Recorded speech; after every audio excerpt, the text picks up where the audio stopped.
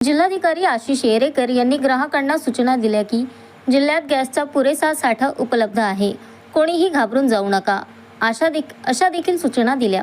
मात्र एकीकडे भातकुली तालुक्यातील खोलापूर येथील श्री कृपा गॅस एजन्सीवर सिलेंडर साठा उपलब्ध नसल्याचा प्रकार उघडकीस आला आहे। ग्राहकांमध्ये प्रचंड रोष असल्याचे दिसून येत आहे। भातकुली तालुका पुरवठा निरीक्षक यांनी खोलापुरातील श्री कृपा गॅस इंडियन गॅस एजन्सीला भेट देऊन तपासणी केली असता त्या दरम्यान एजन्सी संचालक सारंग देशमुख यांना 11 मार्च रोजी 360 सिलेंडर कंपनीकडून उपलब्ध झाले होते, ते ग्राहकांना वितरित केले। 14 मार्च रोजी तालुका पुरवठा निरीक्षक यांनी सदर गॅस एजन्सी या ठिकाणी असलेल्या गोडाऊनची पाहणी केली असताना घरगुती सिलेंडर 382 आणि कमर्शियल 152 हे सिलेंडर रिकामी अवस्थेत असल्याचे दिसून आले। यावेळी IOCL कंपनी सेल्स ऑफिसर यांना दूरध्वनीवरून संपर्क साधला असता त्यांच्यासोबत संपर्क होऊ शकला नाही। या संपूर्ण विषयासंदर्भात जिल्हा पुरवठा अधिकारी त्यांना या संदर्भात माहिती देऊन चर्चा करण्यात आली। IOCL कंपनीसोबत संपर्क साधून तात्काळ या ठिकाणी पुरवठा दिला जाणार असल्याचे आश्वासन दिले, अशी माहिती तालुका पुरवठा निरीक्षक मोनाली भोरे यांनी दिली। तसेच नागरिकांनी कुठल्याही अफवांवर विश्वास न ठेवता प्रशासनाला सहकार्य करण्याचे पुरवठा विभागाच्या वतीने आवाहन केले आहे। मी निरीक्षण अधिकारी भातकुली आज खोलापूर येथील श्री कृपा इंडियन गॅस एजन्सी इथे भेट दिली असता इथे जे मालक आहे सारंग देशमुख यांच्याशी चर्चा केली आणि त्यांच्या गोडाऊनची तपासणी केली। तेव्हा आपण इथे बघताय की आज इथे सिलेंडर तर दिसतात आहे, परंतु हे पूर्ण सिलेंडर रिकामी अवस्थेत आहे। त्यांना विचारणे केले असता त्यांनी आम्हाला असे सांगितले की दिनांक 11/3/2026 रोजी इथे 360 सिलेंडरचा पुरवठा करण्यात आला होता, परंतु तेवढे सगळे सिलेंडर त्यांचे ग्राहकांना वितरित केलेले असून आज रोजी त्यांच्याकडे ग्राहकांना वितरित करण्याकरिता एकही सिलेंडर उपलब्ध असल्याचे दिसून आले नाही। इथे घरगुती सिलेंडर 382 रिकामे आणि कमर्शियल सिलेंडर हे 152 असे सिलेंडर इथे या परिस्थितीत आज या घडीला आहेत, परंतु सगळे खाली आहेत। त्यामुळे नागरिकांचा थोडा रोष इथे दिसतो आहे। व त्याबाबत आपण यांची IOCL कंपनी यांचे सेल्स ऑफिसर यांना कॉल करण्याचा भ्रमणध्वनीद्वारे संपर्क करण्याचा प्रयत्न केलेला आहे, परंतु काही कारणास्तव त्यांनी कॉल रिसीव्ह केलेला नसल्यामुळे माननीय जिल्हा पुरवठा अधिकारी अमरावती यांच्याशी संपर्क केला असून त्याबाबत त्यांच्याशी चर्चा करण्यात आलेली आहे। माननीय जिल्हा पुरवठा अधिकारी यांनी IOCL कंपनीसोबत चर्चा करून तात्काळ इथे सिलेंडरचा पुरवठा करण्याबाबतचे आश्वासन दिलेले आहे।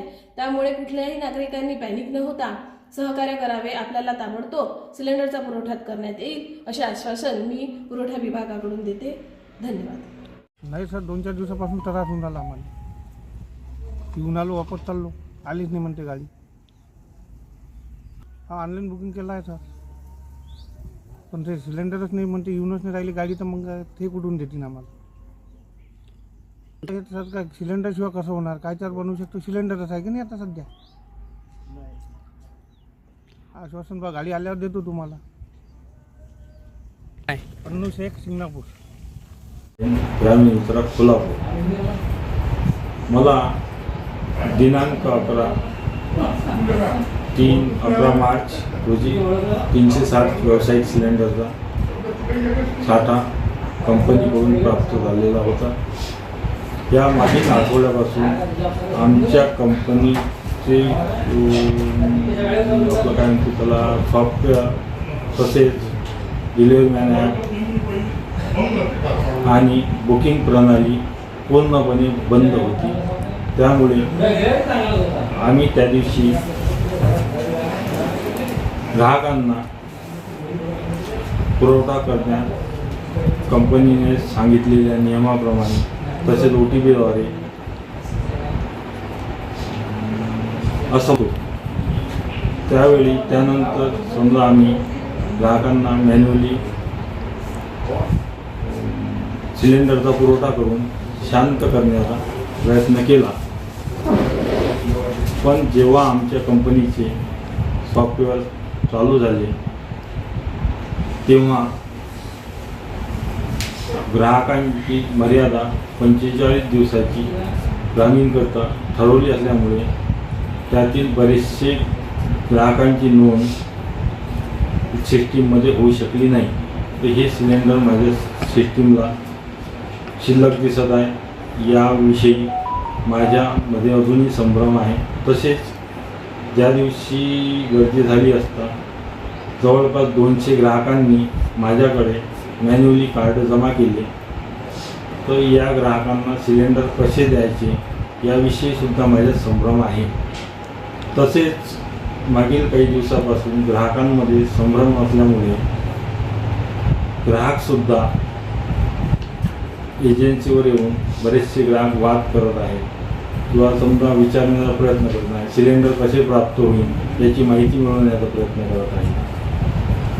त्यामुळे माझे सर्व कर्मचाऱ्याला गाडीवरील तसे ऑफिसवरील की रोज काहीतरी वादाचा सामना करावा लागत आहे. याविषयी मी एक विनंती अर्ज कोल्हापूर येथील ठाणेदार यांना दिला आहे आणि तसेच त्यांच्यासोबत चर्चा झाली असता पण जे समजा त्यांनी जे पोलीस संरक्षणाची जे आपली अट होती ते मान्य केलेली नाही. त्यामुळे आमच्या कर्मचाऱ्यात तसेच माझ्यातसुद्धा भीतीचे वातावरण आहे. आज या ठिकाणी आता जे आहे ते माननीय पुरवठा अधिकारी यांना समोरच आहे. तर याविषयी तुम्ही अजून काही सांगू शकता?